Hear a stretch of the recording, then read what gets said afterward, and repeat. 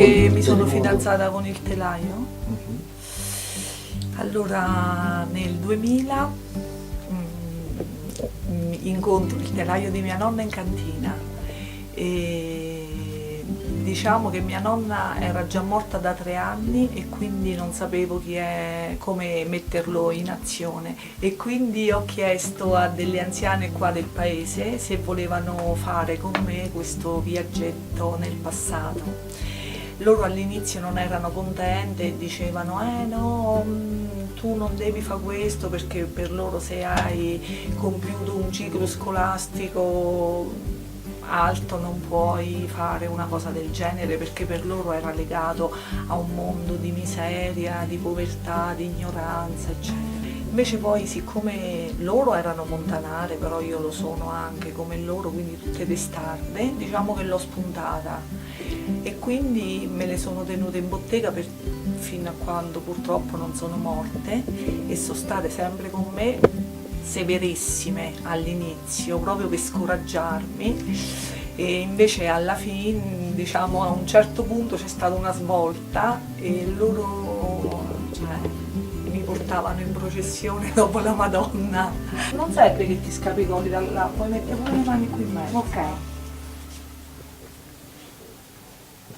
Vai, accosta. Adesso no, adesso batti l'altro pedale, contemporaneamente da una botta all'altra. Cassa. Vai, brava. Sono senza occhiali, quindi non vedo. Bravissima, te li presto? No.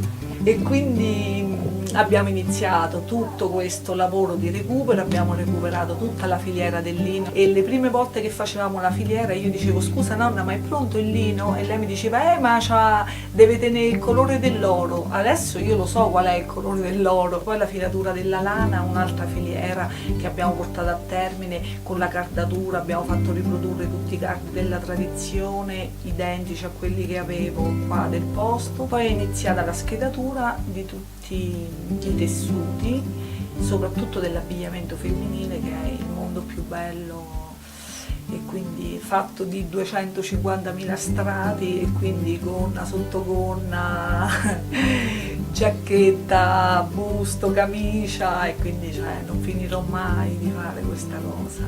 Allunghi e fili, e quindi questo è il gesto. Poi una volta che la lunghezza, il braccio non ti permette di girarlo più, allora lo svolgi e lo avvolgi così.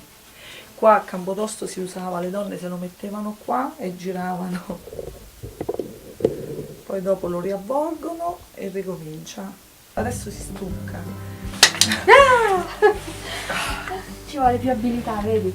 Non è così semplice. Poi si può anche riunire adesso. Certo. Poi quando batto l'altro do una botta, sì, e poi dopo lancio da questa è lanciata, sì. Vai. Poi è successo che avevo acquistato una casa che volevo trasformare in un centro studi della tessitura di alta montagna.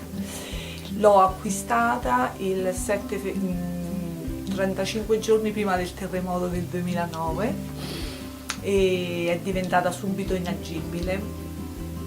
Ci ho avuto un grande fiuto, diciamo. Adesso invece con il terremoto del 18 gennaio è crollata, quindi mi ritrovo con tutti questi telai a spasso per il paese, ognuno ha ospitato un pezzo, e questa bottega che non si sa quello che succede. Io vorrei che si rimettesse in piazza insieme a tutti quanti gli altri. La battuta, se non è fortissima, non si sente fino in piazza, no? E quindi significa che non stai a tessere come dovresti. Si deve sentire rumore. Devono sentire tutti quelli che passano dalla finestra, che quelle fanno rumore che tu batti, perché sennò potresti fare chissà che altro. Bellissimo.